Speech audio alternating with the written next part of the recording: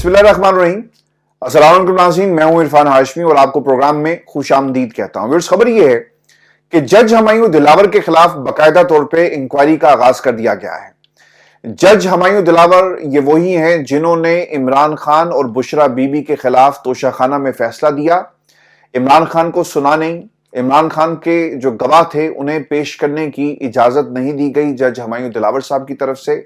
वकला को जेल के दरवाजे पर रोक लिया गया और फिर प्रोसिक्यूशन के कहने पर इमरान खान को और बुशरा बीबी को सजा सुना दी जाती है।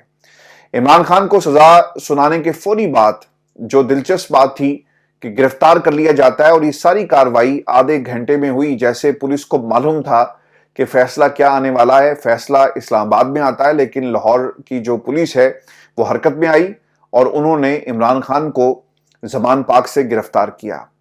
इससे पहले उनके वकील खान साहब के ख्वाजा हारिस साहब जो हैं, उनके स्टाफ को भी आप उठा लेते हैं, स्टाफ बॉय जो उनका था वो गायब कर दिया गया और फिर जो केस की फाइल थी उसे कब्जे में ले लिया गया ताकि ये मौके पर ना पहुंच सके और किसी तरह उससे पहले फैसला जो है वो सुना दिया जाए। और फिर व्यूअर्स, आपको ये भी याद होगा कि हुमायूं दिलावर साहब लंदन भी आए और यहां पर भी लोगों ने उनके खिलाफ प्रोटेस्ट किया। और आपको ये भी याद होगा कि 4 अगस्त को चीफ जस्टिस आमिर फारूक ने तमाम जो सीनियर जजेस थे उन्हें इग्नोर करके बरतानिया ट्रेनिंग के लिए हुमायूं दिलावर का इंतखाब किया। अब खबर ये आ रही है कि खैबर पख्तूनख्वा हुकूमत ने जज हुमायूं दिलावर और उनकी फैमिली के खिलाफ एंटी करप्शन की इंक्वायरी शुरू कर दी है। तर्जुमान केपी के हुकूमत बैरिस्टर सैफ ये कहते हैं कि जज हुमायूं दिलावर के खिलाफ शिकायत मिलने के बाद एंटी करप्शन ने छानबीन शुरू की। छानबीन इब्तदाई दौरानिये में है। अगर सबूत मिल जाते हैं तो कार्रवाई का बाकायदा तौर पे आगाज कर दिया जाएगा और अगर सबूत नहीं मिलते तो इस इंक्वायरी को खत्म कर दिया जाएगा। केपी के एंटी करप्शन ने जज हुमायूं दिलावर की खानदानी जायदाद की तफसीलात मांग ली हैं जी, और यूनियन काउंसिल मोहम्मद खेल में होने वाले तरक्याती काम की तफसीलात भी इस हवाले से इकट्ठी की जा रही हैं। और बन्नू में दिलावर खान की खानदानी जमीन पर बनाई गई हाउसिंग सोसाइटी का भी रिकॉर्ड बाकायदा तौर पे तलब कर लिया गया है। एंटी करप्शन सर्कल है जी बन्नू, जहां पे दिलावर खानदान की जायदादों का रिकॉर्ड भी तलब कर लिया गया है। और दिलावर खानदान के वकील अहमद सादिक ये मौक़िफ़ अपनाए हुए हैं कि जी जज हुमायूं दिलावर के खिलाफ जो है वो इंतकामी कार्रवाई की जा रही है। लेकिन जब हुमायूं दिलावर ने पाकिस्तान के सबसे मकबूल लीडर को और किसी का आलाकार बन के आधे घंटे में 57 सफ़ात लिखे तो उस वक्त वो कौन सी सहूलतकारी कर रहे थे, वो किसके कहने पर ये सब कुछ कर रहे थे, कौम ये जरूर जानना चाहेगी। इसका जवाब भी इनके वकील साहब के पास मौजूद है, लेकिन शायद ये देंगे नहीं। अब सवाल ये है कि क्या हुमायूं दिलावर साहब मौकिफ देते हैं और क्या वो रसीदें देने में कामयाब हो जाएंगे, और जिस किस्म की शिकायत इनके खिलाफ है क्या वो एंटी करप्शन के महकमे को कायल करने में कामयाब होते हैं कि उन्होंने किसी किस्म की करप्शन नहीं की। और जो शिकायत मौसूल हुई है इस बुनियाद के ऊपर अब इस इंक्वायरी को बाकायदा तौर पे इनके खिलाफ इनिशिएट किया गया है। और आपको ये भी खबर दें कि ख्वाजा आसिफ साहब का एक इंटरव्यू जिसमें उन्होंने 3 बड़ी इंपॉर्टेंट बातें कही हैं। एक तो जनरल बाजवा के खिलाफ तहकीकात और क्या फैज हमीद वादा माफ गवाह बनेंगे, और फिर फजलुर रहमान साहब क्या मांग रहे हैं और हुकूमत क्या उनकी ख्वाहिशात को पूरा करने के लिए तैयार है। इस इंटरव्यू के अंदर ये 3 चीजें जो इंकशाफ उनकी तरफ से किया गया। एक इंकशाफ जी एक मोबाइल का भी है, नोकिया 3300 का, और उन्होंने इमरान खान के ऊपर एक इल्जाम भी लगाया, लेकिन इसका भी जवाब देंगे। उससे पहले ये क्या कह रहे हैं, वो ये कहते हैं कि जहां कौमी डायलॉग की बात आएगी वहां पाकिस्तान तहरीक इंसाफ के मामलात आएंगे जो कौमी नौयत के नहीं है बल्कि एक शख्स की जात से शुरू होकर एक शख्स पर खत्म हो जाते हैं। मेरा ख्याल है कि इस इंटरव्यू को सुनने के बाद पाकिस्तान का हर शख्स आपको गवाही देगा, बेशक वो नून लीग के अंदर ही क्यों ना हो, कि इमरान खान ने कभी अपनी जात की बात नहीं की।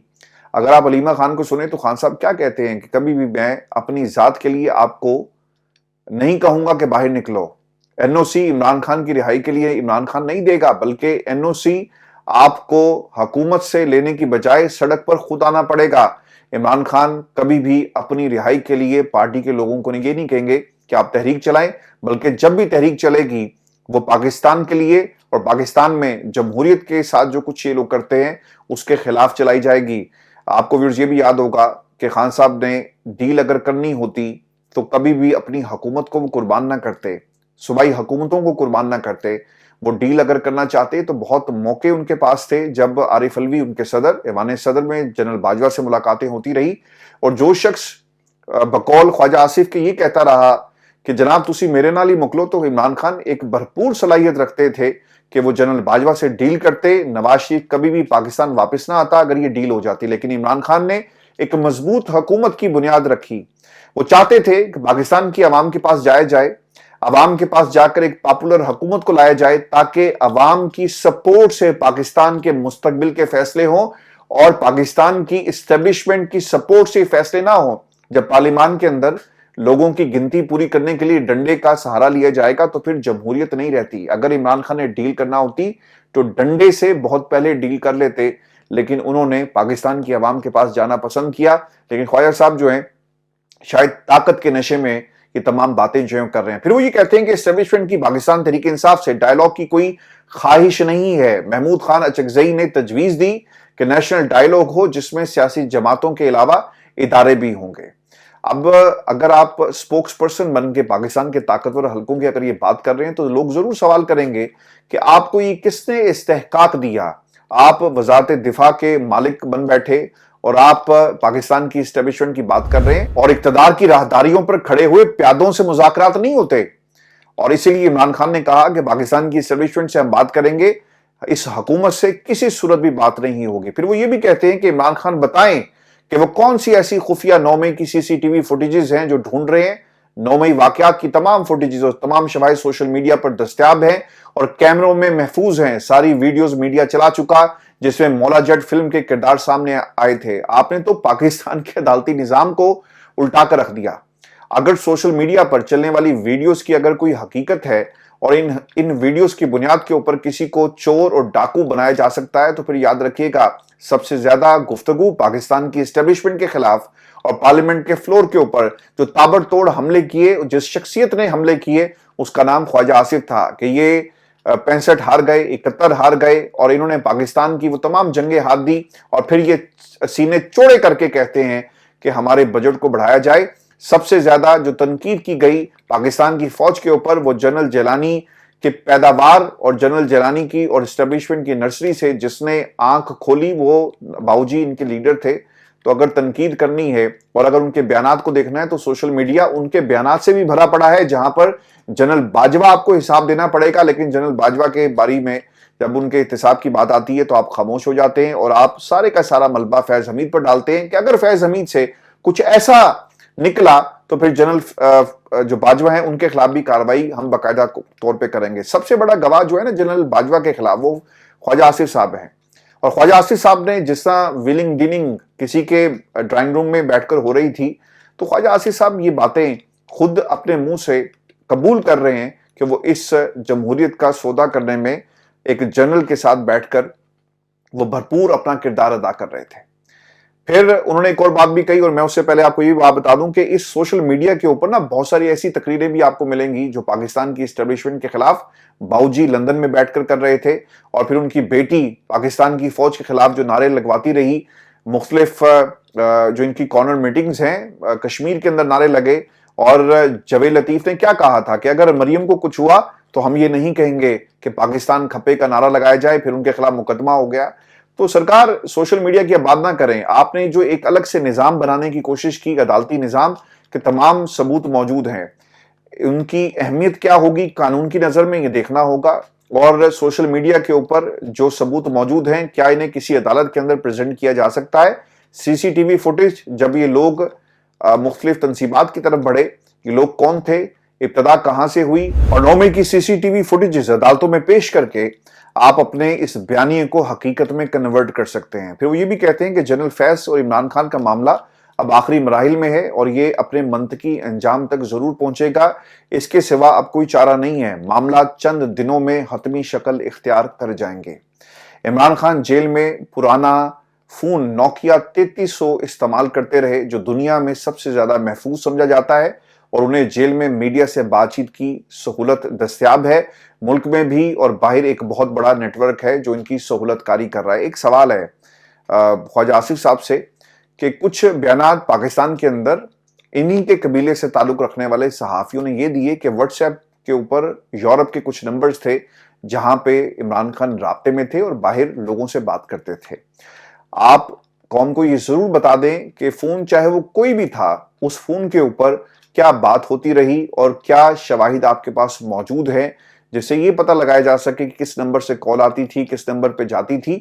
جب تک یہ ثبوت پاکستان کی عدالتوں میں پیش نہیں ہوں گے اور بیانیے اسی طرح آپ بیان کرتے رہیں گے تو اس کی کوئی حیثیت نہیں ہے، کیونکہ پچھلے 1.5 برس سے 9 مئی کے حوالے سے ہم نے بہت ساری کہانیاں سنی، عدالتوں کی نظیریں موجود ہیں جہاں پر آپ سے سوال ہوتا ہے لیکن آپ ان سوالوں کا جواب نہیں دیتے۔ پھر وہ یہ کہتے ہیں کہ تمام معاملات کا جو کھرا ہے وہ عمران خان کو جائے گا، جو کہ عمران خان کو نظر آ رہا ہے۔ جنرل فیض اور عمران خان خود کو ناقابل تسخیر تصور کرتے تھے۔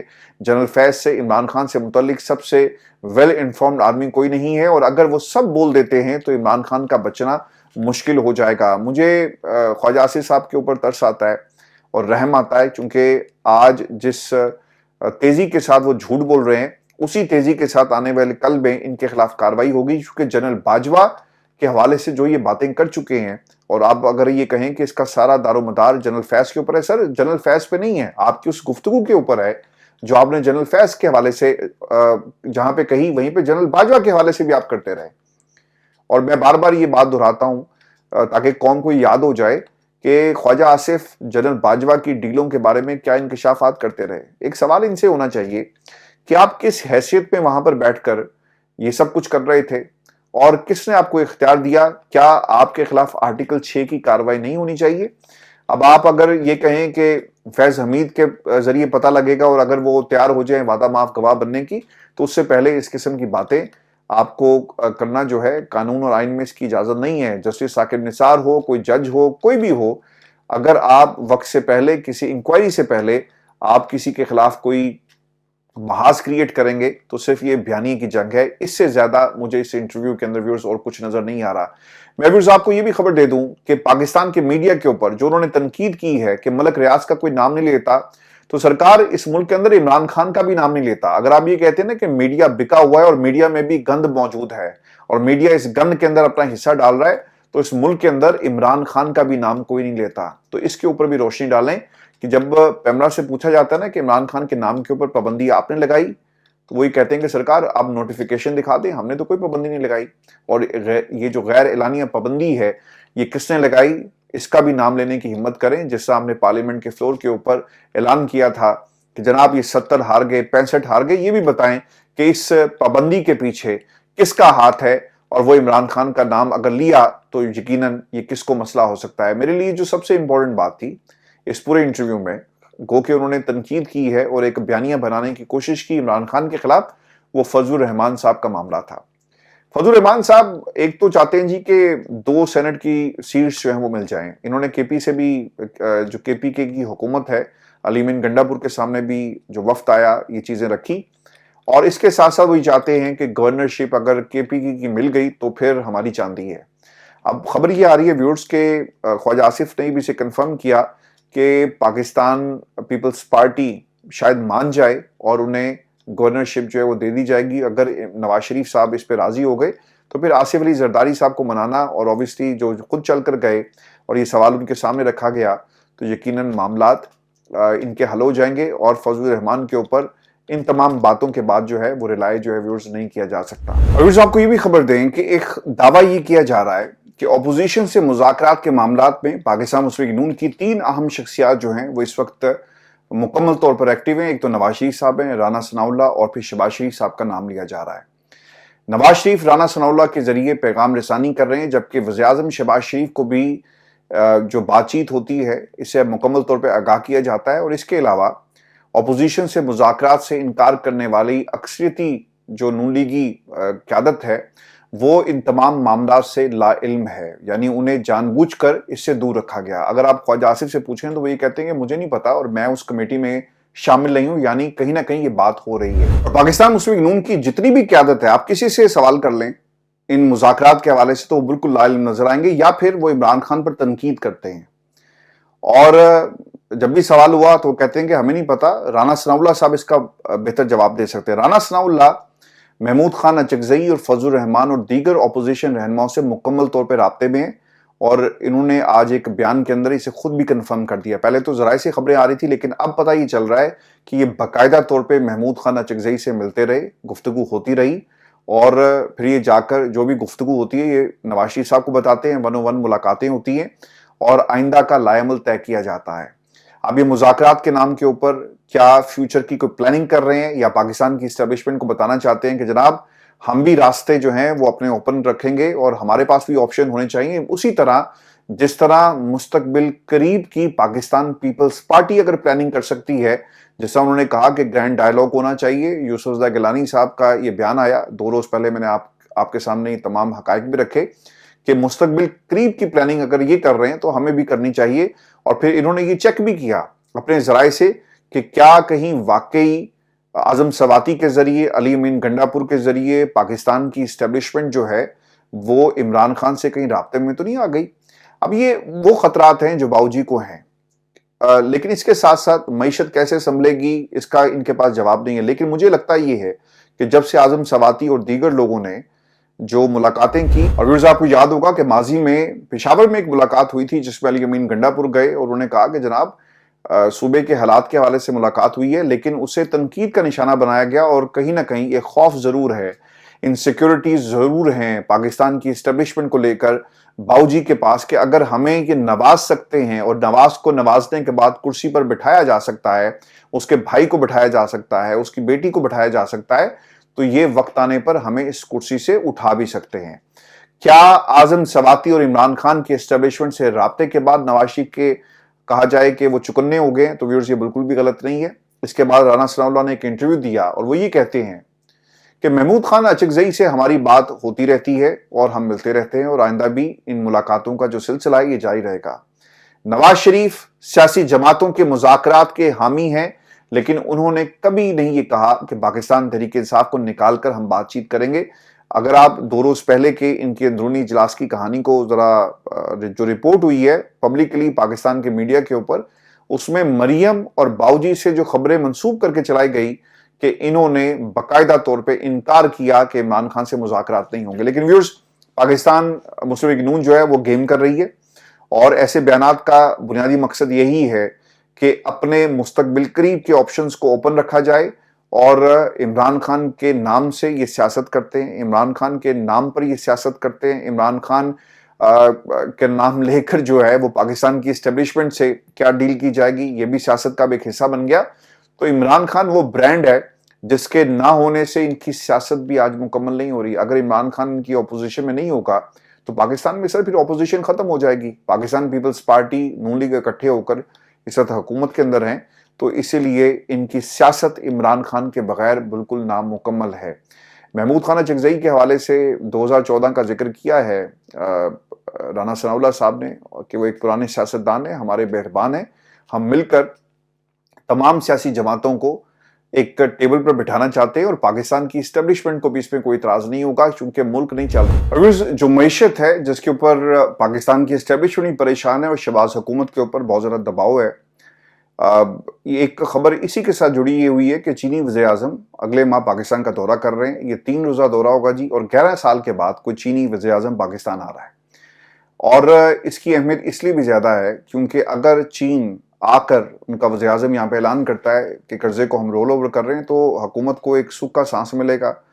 اور اس کے ساتھ ساتھ پاکستان تحریک انصاف کے خلاف کارروائیاں بھی تیز ہو جائیں گی, یاد رکھیے گا, کیونکہ معیشت ایک ایسی چیز ہے جس کے اوپر اگر آپ کی پرفارمنس نہیں ہے اور آپ صرف پاکستان تحریک انصاف کے خلاف کارروائیاں کر کے بیانیاں بنائیں گے تو کب تک یہ بیانیاں بنے گا. لیکن اگر ادھر سے پیسہ آ گیا تو obviously ان کو ایک ایشورٹی مل جائے گی شہباز حکومت کو کہ وہ مزید کام کر سکتے ہیں. اور پاکستان کی اسٹیبلشمنٹ کو یہی ایشورٹی چاہیے کہ معیشت کو ٹھیک کر دو, قرضہ لے کر آؤ. پاکستان کے پاس قرضہ آ گیا, پیسہ آ گیا یا قسطیں رول اوور ہوگی تو جو پہیہ ہے وہ چلے گا. کیونکہ میں نے آپ کو کل بھی بتایا تھا کہ 14 ارب ڈالر اگر آپ کے پاس پڑے اور 12 ارب ڈالر آپ نے دینا ہے تو پھر ملک کا کیسے چلے گا؟ 2 ارب سے تو نہیں چل سکتا. تو اسی لیے بار بار کہا جا رہا ہے کہ اسے رول اوور جو ہے وہ کروا دیا جائے. میں آپ کو ویور سے ایک خبر جاتے جاتے یہ بھی دے دوں, اور نون لیگ پوری کوشش کر رہی ہے کہ یہ جو استعفیٰ ہے اسے ریورس کروایا جائے. اور یہ اختر مینگل صاحب کا استعفیٰ ہے, یہ ماضی کے ان کے اتحادی ہیں بی این پی کے سربراہ اختر مینگل صاحب, اور انہوں نے قومی اسمبلی کی رکنیت سے استعفیٰ دے دیا ہے. ان کی 2 باتیں بڑی امپورٹنٹ تھی. پہلی چیز جو انہوں نے کہی کہ اپنے لوگوں کے لیے کچھ نہیں کر سکا اور میں آج استعفیٰ دے رہا ہوں. پھر وہ یہ بھی کہتے ہیں کہ یہ بات میں نے کسی کو نہیں بتائی، لیکن آج بھی اس پریس کانفرنس میں یہ بات بتا رہا ہوں۔ کچھ نہیں کر سکا اپنے لوگوں کے لیے، بلوچستان کے حالات دیکھ کر فیصلہ کر کے آیا تھا۔ میں ریاست، صدر اور وزیر اعظم پر عدم اعتماد کا اعلان کرتا ہوں۔ اب یہ باقاعدہ طور پہ ماضی کے پاکستان مسلم لیگ نون کے اتحادی، انہوں نے اس حکومت کے اوپر، آصف علی زرداری کے اوپر، شہباز شریف کے اوپر اور پوری ریاست کے اوپر عدم اعتماد کر دیا۔ جب آپ ریاست کرتے ہیں نا تو اس کا مطلب پاکستان کی اسٹیبلشمنٹ ہے، یعنی اسٹیبلشمنٹ کے اوپر بھی عدم اعتماد کا اعلان کیا گیا، اور وہ یہ کہتے ہیں کہ پورے نظام پر عدم اعتماد کرتا ہوں، چونکہ جو کچھ بلوچستان میں ہو رہا ہے یہ اس کی بیسز ہیں جس کے اوپر یہ عدم اعتماد کا اعلان کیا گیا۔ اختر مینگل یہ بھی کہتے ہیں کہ بلوچستان کے معاملے پر لوگوں کی دلچسپی نہیں، میں اپنے لوگوں کے لیے کچھ نہیں کر سکا۔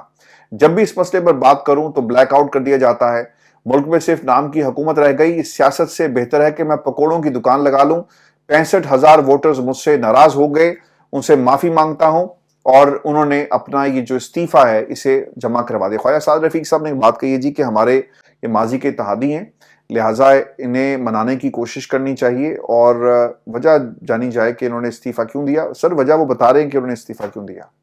عرفان صدیقی صاحب انہیں راستے میں ملے اور انہوں نے کہا کہ آپ کی ملاقات شہباز شریف صاحب سے کرواتے ہیں، تو انہوں نے شہباز شریف صاحب کو رکھا ہوا ہے اور شہباز شریف صاحب لالی پاپ دیتے ہیں۔ اختر مینگل کا استعفیٰ نا بلوچستان کے لیے ایک بہت بڑی بات ہے، اس حکومت کے لیے بلوچستان سے، چونکہ لوگ پہلے ہی کہہ رہے تھے کہ بندوق سے اس مسئلے کا حل نہیں ہوگا، دہشت گردوں کے خلاف کارروائی ہونی چاہیے، لیکن وہاں کے لوگ سارے کے سارے تو دہشت گرد نہیں ہو سکتے نا۔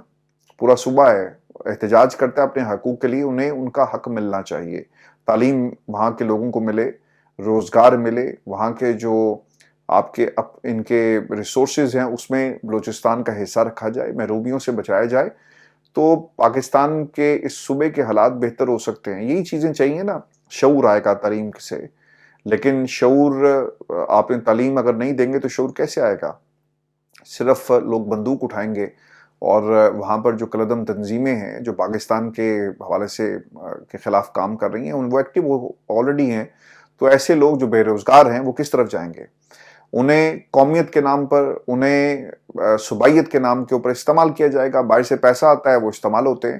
تو اس چیز کو روکنے کے لیے وہاں کے لوگوں کو امپاور کرنا سر بہت ضروری ہے۔ اگر بلوچستان جو کچھ پنجاب کے حالات ہیں، جو کچھ لاہور میں عام پاکستانی کو ملتا ہے، اگر وہ بلوچستان میں بھی لوگوں کو ملنا شروع ہو جائے تو کوئی اپنے حقوق کے لیے سڑکوں پر نہیں آئے گا۔ اور اگر گوادر پوری طرح یہ پورٹ ایکٹیو ہو جائے تو ہم بہت ساری دنیا کی بڑی بڑی پورٹس کو، دبئی کو بہت پیچھے چھوڑ دیں گے، لیکن کبھی کسی نے اس حوالے سے خیال ہی نہیں کیا۔ سی پیک بند ہو جاتا ہے، کبھی کھل جاتا ہے، کبھی ہمیں خیرات میں ہمارے قرضے کو رول اوور کر دیا جاتا ہے۔ جب تک ایک stable government, popular government Pakistan کے اندر نہیں آتی، یہ معاملات اسی طرح سرکار چلتے رہیں گے۔ اپنا خیال رکھیے گا، کل آپ سے دوبارہ ملاقات ہوگی، اجازت دیجیے، اللہ نگہبان۔